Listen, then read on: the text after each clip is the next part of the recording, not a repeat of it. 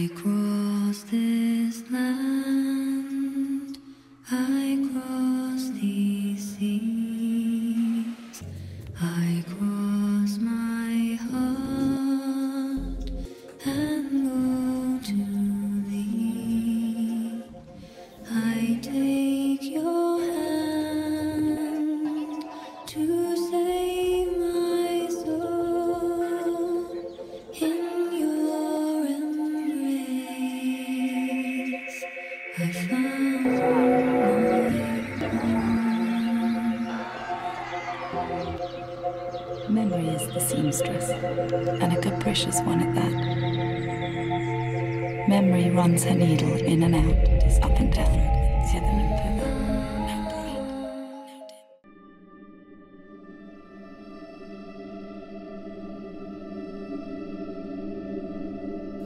I'm honestly very simple.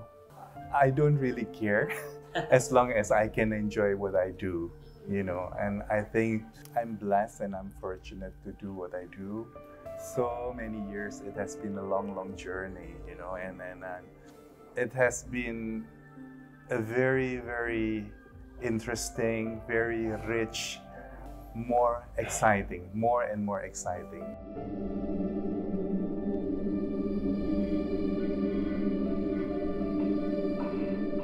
When I graduated from high school, I didn't know what I wanted to become.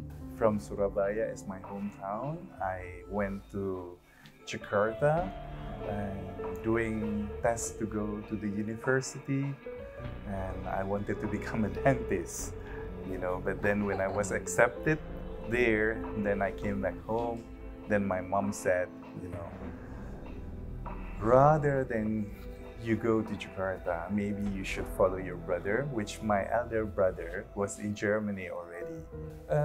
I really didn't know what I wanted to be, you know, and at the end I decided to go to Germany instead of as a medicine student, because they had like a quota. I studied architecture, and it only lasted about a year. And I had to come back home because my father passed away. Through my study in architecture, I always pass by stores, you know, like streets, because that's the road that I have to take. And it wasn't really like a fashion city, but when I saw the window displayer decorating, you know, what a wonderful job, you know, and as a young person, subconsciously, you are discovering about yourself. You know, you are educating yourself to be more independent. So after I came back to Germany again, I spoke to my mom and said, you know, and maybe I don't want to continue what I do. I think I want to change to do something about fashion. After spending 6-7 years there, I felt that I had not enough training on the design itself, but more on the technical part. I went to London and I applied at the London College of Fashion. At the final year, I was approached by the fashion houses, Italian, you know. Usually in summer, PR of the fashion houses flew to London and Paris looking for new talent. But when I finished, you know, my mom called me back, you know, you have been away too long, come back. I never came back.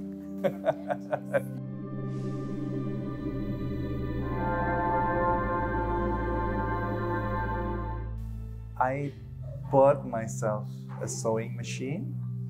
I'm trying to make my own pattern, and I was searching for fabrics, and I just do something very minimal.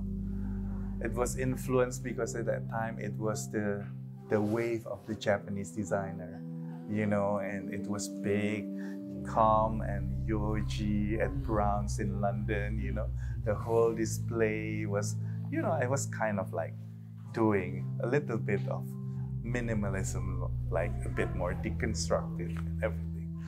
One of the magazines in Jakarta made a tour of going to my hometown, Surabaya, and then they heard about me. Yeah, and we just met, and do you have any collection? Do you want me to feature? And that was the beginning, the first shoot that I did. Yeah, and then it was something more like monochromatic, clean. I remember it was big skirt with different kinds of oversized top and jackets, layering, deconstructive. That was my first collection. I like sometimes to have not to match properly, a little bit more playful, a little bit more. I always find it important, the aspect of youthness in a design, instead of doing something very classic, something very, very mature.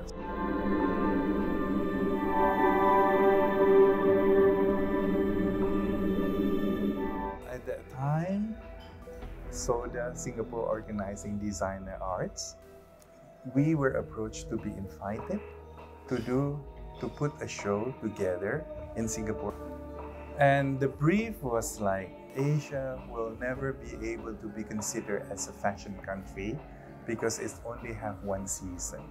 Therefore, we should do and put up a collection which use the regional, our own culture. I found like the Peranakan, my grandmother mules, mules, which has like Peranakan bead, very tiny, small. Since then, I was trying and exploring, I use a little bit of batik, but instead of very, very little, I do it in big flowers. And instead of doing it in cotton, I try to do it in more transparent, to develop more into textures with all these beads.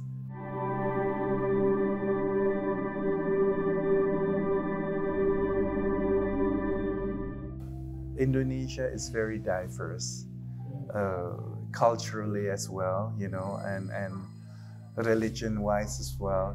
Since the very young age, I was always thought to have a great tolerance, to be more open-minded, and to have a great respect towards others. I think it reflects a lot of what I do.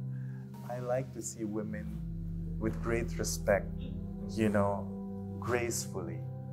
You can look graceful, and sophisticated, and sexy is not only having something opening, but sexy is through the way you talk, through the way you carry your body language, through your intelligence. I think that's how I see women's. It's the power of it, and I would like to be part of it. Yes.